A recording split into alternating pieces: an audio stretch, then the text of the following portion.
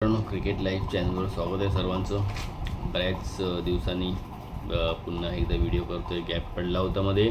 इंडियाची एक match cancel झाली होती त्या दिवशी, खराब हवामान, खराब वेदरमुळे. त्याच्यामुळे व्हिडिओ नाही केला. तर आज इंडियाच्या 2 मॅच होत्या. एशिया कप अंडर-19 चालू आहे. त्याच्यामध्ये सेमीफायनल होती इंडिया वर्सेस श्रीलंका. तिकडे इंडियाने श्रीलंकेला हरवलं 8 विकेट्सने. तिथे पण दुबईमध्ये पाऊस पडला म्हणून कमी ओव्हरच्या मॅच खेळवण्यात आल्या, 20 ओव्हरच्या. तिथे पहिली बॅटिंग करताना श्रीलंकेने 138 केले, 8 विकेट लॉस. इंडियाने ते चेस केले 18 ओव्हरमध्ये 2 विकेट लॉस आणि इंडिया 1/8 विकेट्स. अंडर-19मध्ये सगळेच प्लेयर चांगली कामगिरी करत आहेत. स्पेशली ॲरन जॉर्ज जो आहे, आजसुद्धा त्यांनी चांगली इनिंग्स दिली, 58 केले नॉट आऊट. आणि विहान मल्होत्रा त्यांनी 61 केले नॉट आऊट. बाकी ओपनर एवढे काही करू शकले नाही, पण या दोघांनी इझिली चेस केले. आणि दुसरी मेन्सची मॅच झाली, सिरीज डिसायडर होती, इंडिया वर्सेस साऊथ आफ्रिका. सिरीजची 5वी मॅच.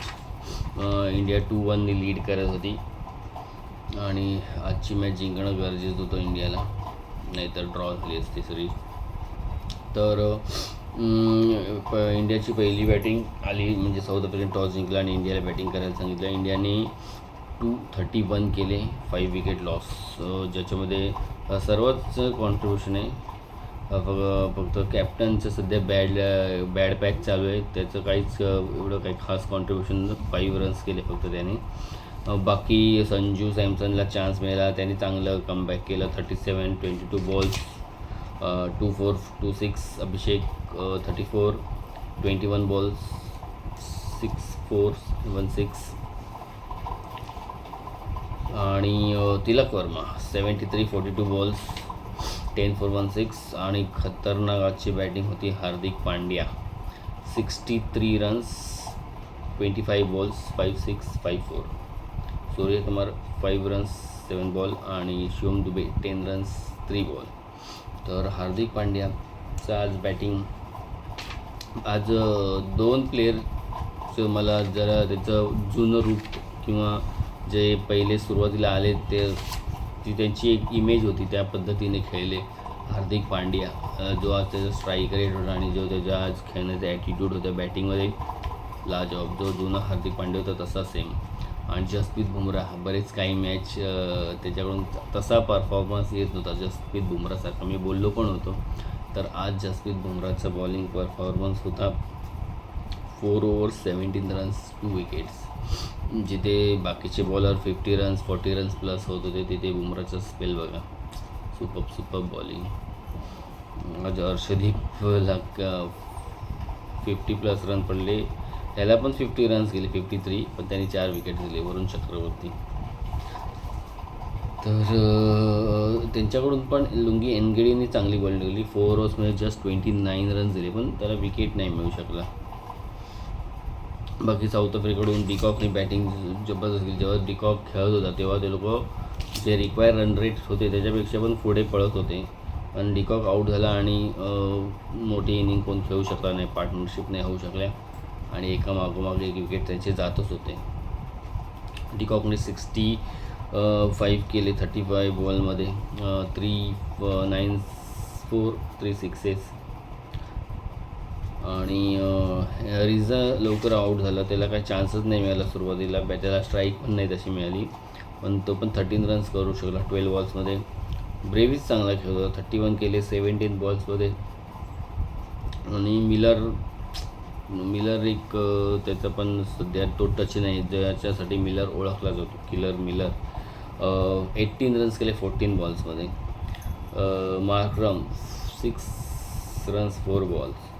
फेरारिया याला लागोपाठ आऊट केलं, मार्क्रमला LBW केलं, नेक्स्ट बॉलला याला बोल्ड केलं फेरारीला वरुण चक्रवर्तीने. Linde 16 runs 8 ball. हा थोडा चांगला वाटत होता, तेवढ्यातच आऊट झाला.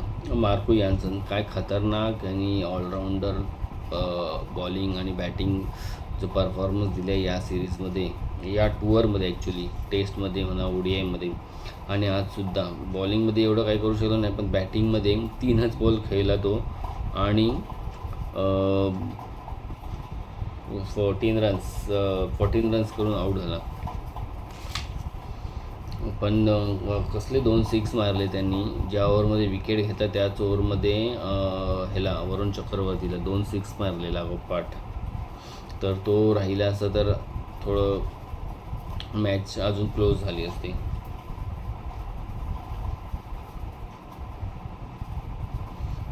तर अजून ॲसेस आपली चालू आहे. ॲसेसची 3rd टेस्ट चालू आहे. 3rd टेस्टचा 3रा दिवस होता आज. तर ऑस्ट्रेलियाचंच वर्चस्व दिसतंय पूर्णपणे. इंग्लंडचा अप्रोचच कळत नाही. त्यांचा जो बॅसबॉल कळतच आहे.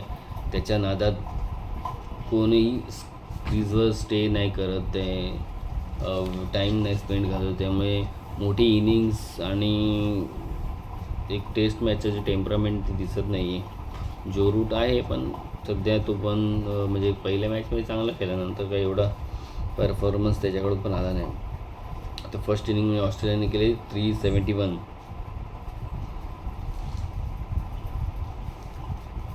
आणि सेकंड इनिंग चालू आहे त्यांची 271 फॉर 4 विकेट. हेड त्यांना हेडॅक देतो आता. हेड नॉटआउट खेळते 142वर आणि कॅरी खेळते 52वर. इंग्लंडने फर्स्ट इनिंगमध्ये 286 केले. तर सध्या खूप इंग्लंडसाठी वाईट दिवस आहेत. त्यांच्याकडून ना बॅटिंग बॉलिंगमध्ये काहीच परफॉर्मन्स येते. त्या दिवशी ह्यांनी 5 विकेट घेतले, कोणी आर्चरने, आणि त्या 50+ रन पण केले. बॅटिंग ते त्याच्यामुळे आणि ते बेन स्टोक्समुळे तरी एवढे रन्स करू शकले. बेन स्टोक्सने काहीतरी 85 केले.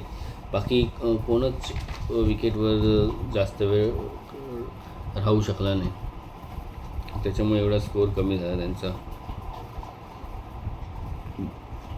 अजून एक टेस्ट मॅच चालू आहे यांची, न्यूझीलंड वर्सेस वेस्ट इंडिज, ज्याच्यामध्ये न्यूझीलंडने फर्स्ट इनिंगमध्ये 578 फॉर 8 डिक्लेअर केलं.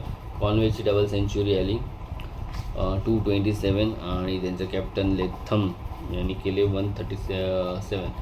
यांनी न्यूझीलंडसाठी रेकॉर्ड पार्टनरशिप केली. फर्स्ट विकेट स्टँड काहीतरी 314 काय 24 वगैरे असं काहीतरी त्यांनी फर्स्ट विकेटची पार्टनरशिप केली. वेस्ट इंडिजनी पण स्टार्ट चांगली घेतली आहे. नो लॉस, 110 रन्स झाले त्यांचे. बघूया उद्याचा दिवसात काय होतं त्या. तर मित्रांनो, आता मोठा नाही, थोडा गॅप पडणार आहे. आता वर्ल्ड कप वगैरे इंडियाचे चालू होणार आहे. त्याच्या आधी एक सिरीज आहे न्यूझीलंडबरोबर. तर त्याच्यामध्ये बघू. आपल्याला तसंच जर काही इंटरेस्टिंग क्रिकेट न्यूज किंवा क्रिकेटबद्दल काय असेल तर आपण डिस्कस करू.